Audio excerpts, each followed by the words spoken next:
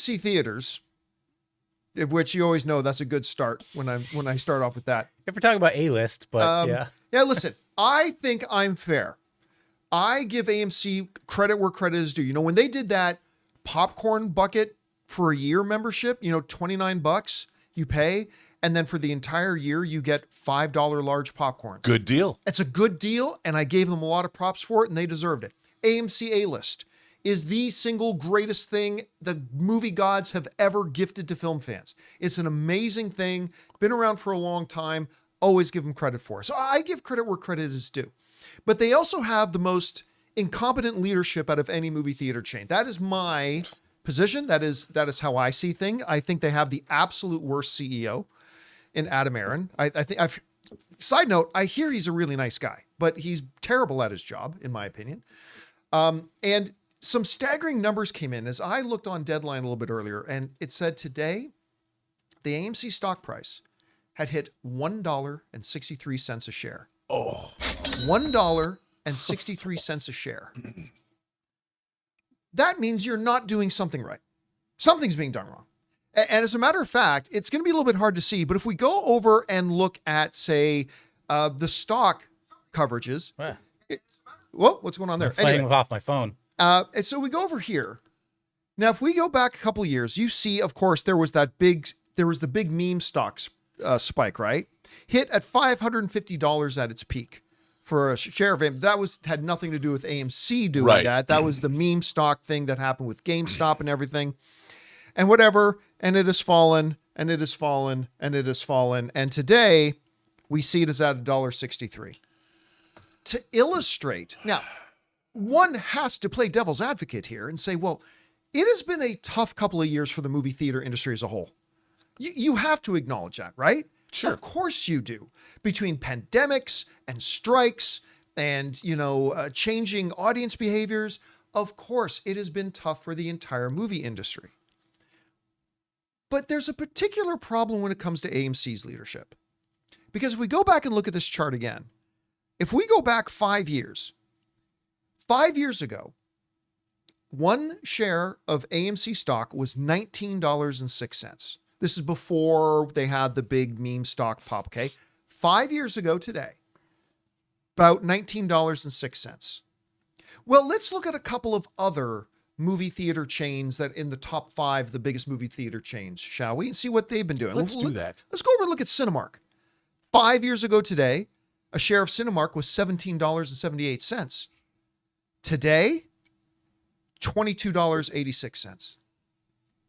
From 5 years ago to today, AMC's dropped from $18 to about $1.50, $1.60. Whereas Cinemark, their stock value's gone up over the last 5 years. From 17 some odd dollars to 22 some odd dollars. Let's go over and look at Marcus Theaters, one of the other top 5 theater chains. 5 years ago, a share of their stock was $13.64. Today, it is $15.50. Almost level, actually gone up a little. Gone up a little bit. So whereas AMC stock has gone from $18 5 years ago to $1.63, these other two major theater chains have been basically level and actually gone up a little bit. That's all leadership. Now, I also want to play devil's advocate here again and say, listen, we're not going to pretend that these numbers are a direct apples to apples comparison. Okay. Each theater chain company has their own little leverage issues, their own debt ratios, their own expansion. And you could also say that AMC Theaters, being the biggest movie theater chain in the world, will be impacted even more, since it's the biggest, by global events and currents, affecting the movie industry. Sure. But again, I find it interesting that under the leadership that they have at Marcus and Cinemark, over the past 5 years, their stock's actually gone up, whereas AMC's has dropped ridiculously, 90-something%. Okay, well, what about just the last couple of years? Let's get past the pandemic. Let's get past the meme stocks. What about just the last couple of years? What has Adam Aaron and his valiant crew of the USS AMC been able to do just in the last couple of years that has affected the overall value of the company? Well, let's take a look at this. In January of 2023, one share of AMC stock was worth $33.97. It's a hell of an infographic, man. Thank you. Fast forward just 1 year to January 2024, that $33.97 per share had dropped to $5.17. Fast forward one more year to January of 2025, that stock price had now dropped to $3.80. And now today, as we fast forward to the end of the year, that $3.86 share has dropped by more than 50% and is now sitting at $1.63. To give you a sense of context in this, if in January of 2023, you decided to invest $10,000 in AMC stock, if you invested $10,000 in AMC stock today, under the leadership of Adam Aron, that $10,000 today would be worth $480. $480. Now, for argument's sake, let's go back to this. Let's go back to that meme stock. Say you got suckered into the whole meme stock craze and you bought a share of AMC when it was at $550. Bought at the top. Like it was just going up, right? It was just going to keep going up because clearly it was because of the leadership at AMC. Oh my God. If you had invested $10,000 in AMC at that point, today your $10,000 investment would be worth $30. Well, you never buy at the top of a short squeeze. Well, absolutely not. In other words, since the 2023, it's dropped 95%. Since its peak, it's dropped 99.7%. Look, it's just, if you go back to this thing and look at, say, the 10-year stretch, let's go over here and take a look at this 10-year stretch. It was 2016. Actually, let's go over to the max. It was 2016 that Adam Aron took over from a beloved, fantastic CEO that AMC had, Jerry Lopez. And he guided them through a lot. He guided them through the Wanda purchase and the going IPO and all that kind of stuff. Morale was high, it was great. I want you to take a look at this. Even before the pandemic, when the pandemic shut down movie theaters in March of 2020, ever since Adam Aron took over, drop, drop, drop, drop, drop. Then right here, March of 2020 is when the pandemic officially shut down AMC theaters. And it dropped a little bit. You can't blame for that. Then came the meme stock. Whatever. But ever since then, it has been drop, drop, drop, drop. Below pandemic levels. Well below pandemic levels. When Adam Aron took over AMC theaters, we go to the mid of the year, June 6. It was 2016 that he took over, so we'll just go to the mid of the year. A share of AMC stock was $237. Today it's $1.63. John, let me ask you. So in this time, since Adam Aron has taken over, we've seen their partnership with Dolby. Yep. And they've created Dolby Cinemas, which are incredible in terms of providing a great movie-going experience. They have, with the Burbank 16 and the AMC that's in Times Square, two of the most busiest theaters in the United States. They've had their A-list. They've had now the popcorn deal. They've done all of these things to enhance the experience. Why is their stock so low? And that's the billion-dollar question. The analogy I have for it is this. It's like taking a car and putting the most incredible world-class engine in it, the most fine Italian leather in the interior, a pristine, the descendant of Leonardo da Vinci himself, hand painting artwork on it, all that kind of stuff. But you put no tires, no steering wheel, and you charge everybody $4 million for the car.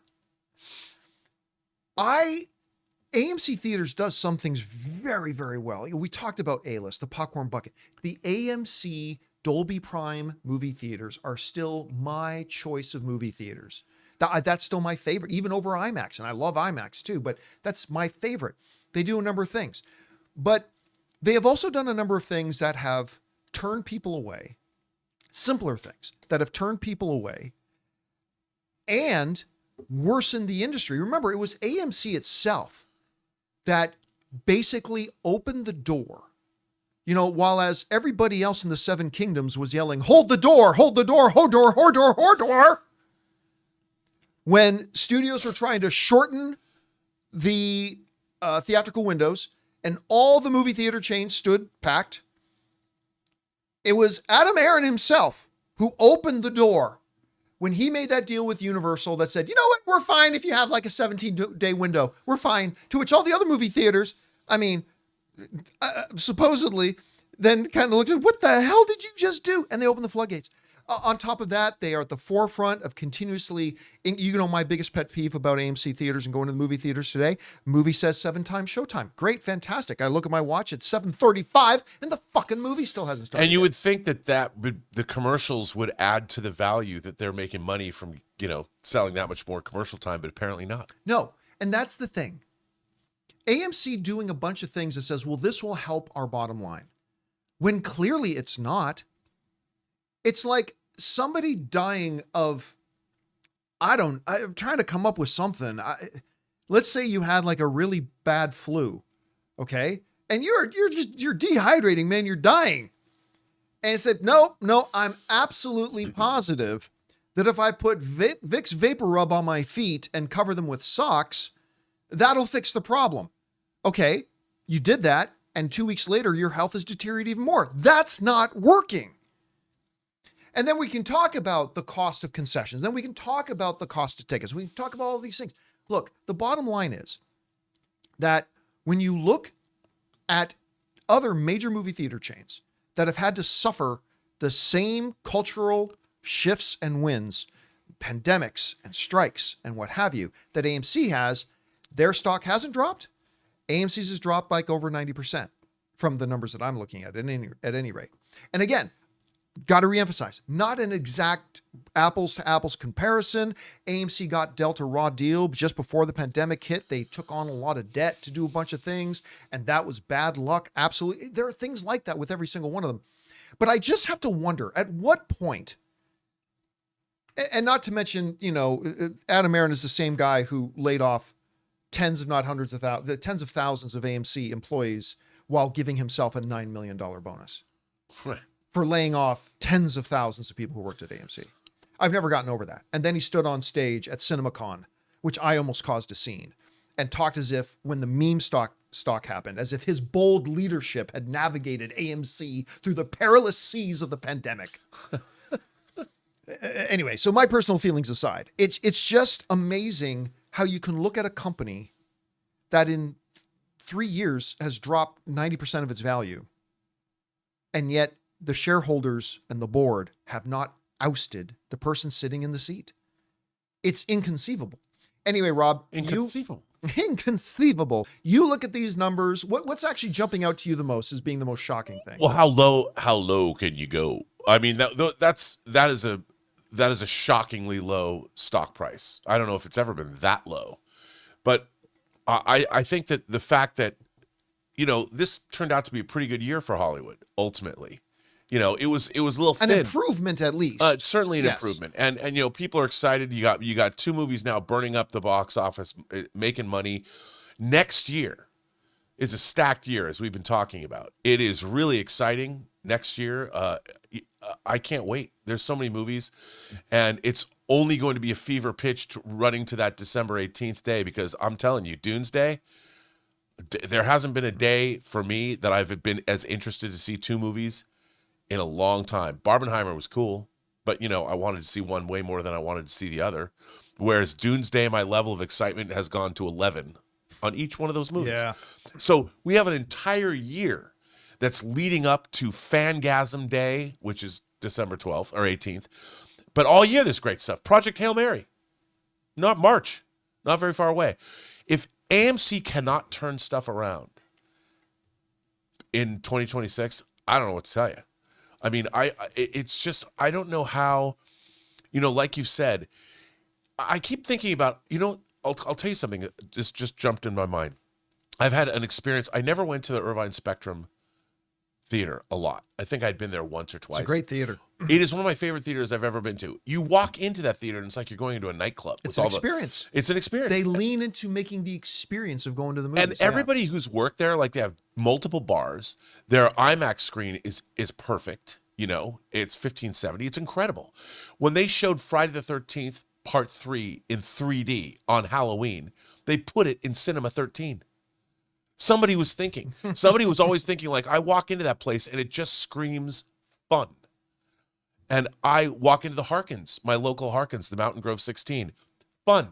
People there are fun. The girls behind the bar know horror movies. I can sit there and talk. I'll go to the Harkins 16 and sit at the bar, and when I don't even go see a movie, just to chit-chat and find out what's going on, what movies are good. Somebody will come over, Rob, we're making another CineX theater. I'm like, really? I mean, it's great. AMC has got to bring back the fun, man. They got to bring back the fun because that stock price, they're doing everything right presentation-wise. Why do you think that it's... Again, it comes down to their base. They never take into consideration just the actual process of somebody choosing to go to the movies, right? And of course, we can talk a lot about concession stands and movie ticket prices. That's an industry-wide problem, but it's something they as the leader have to address. Yeah. But again, like I have talked to a number of people. They're part of the reason I complain so much about the pre-show time. It's because I specifically know people who no longer go to the movies because they got sick of it. Well, it diminishes the experience. Oh, it 100% diminishes you know, the experience. How many times have you sat in a movie theater?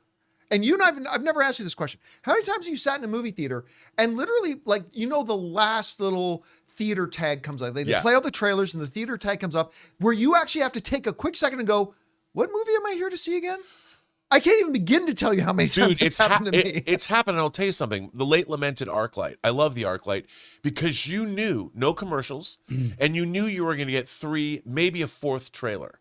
And the trailers that you got were somehow, most of the time, related to the film you came to see. It was all programmed and structured. And when you watch, it's exhausting to watch 30 minutes of pre-show because you're in the mindset of, I can't wait to see whatever movie I'm going to see. And all of those trailers and all those commercials become, it's weird to say, but it's disruptive in terms of the process. Like you're just pointing out, what movie am I here to see? It diminishes what you're watching because your brain has literally been scrambled. Whereas going to the ArcLight, you knew that the 3 trailers. Yeah, they had a rule. 3 trailers, then the movie. And that was part of the experience. And those 3 trailers would be somehow tangentially related to whatever it is you're going to see. Yeah, that was one thing. Yeah, the theme, you're right. They were themed. So if you were going to go Mm-hmm. see a horror film, they were going to give you horror trailers. If you're going to go see a comedy, they would give you comedy trailers. And that added to the experience. And I feel like if you're going to give somebody a pre-show, that pre-show's got to be curated. It's got to be curated. Here's the other thing. AMC has done a number of other things. I'm just going to give you one example. AMC kind of led the charge. Not that they created it, but they led the charge. Remember when they did dynamic pricing on their seating? Yeah. They experimented, yeah. Here's the problem. So basically, for those of you who don't remember this, AMC decided, well, you know, when you go to a concert, if you sit in one of the better seats, you spend more money than you do if you sit in one of the worst seats. And they sold it as, because, you know, then let's say the baseline ticket price was $10. Okay. Just for, okay, follow me here. $10. Let's say a movie was going to cost $10 to go see it. You pay $10 and you just get a seat in the theater. AMC's proposition at this time, and this is just a couple of years ago, was, well, if you're dead center in the middle, now you're going to pay $12.50. But AMC said, oh, we're doing that so the less desirable seats will be less expensive. And I said when they announced it, I said on my show, that's a pretense. You watch, no seats in those theaters are going to go down in price. You're only going to see seats in those theaters go up in price. And sure enough, a few months later, fast forward, we opened up the AMC seat list and it's like, oh, look, nothing went down. So if you had a $10 ticket price for a 100-seat theater, we averaged out, that's going to be $1,000 of revenue. That just to buy all the tickets for that theater was going to be $1,000.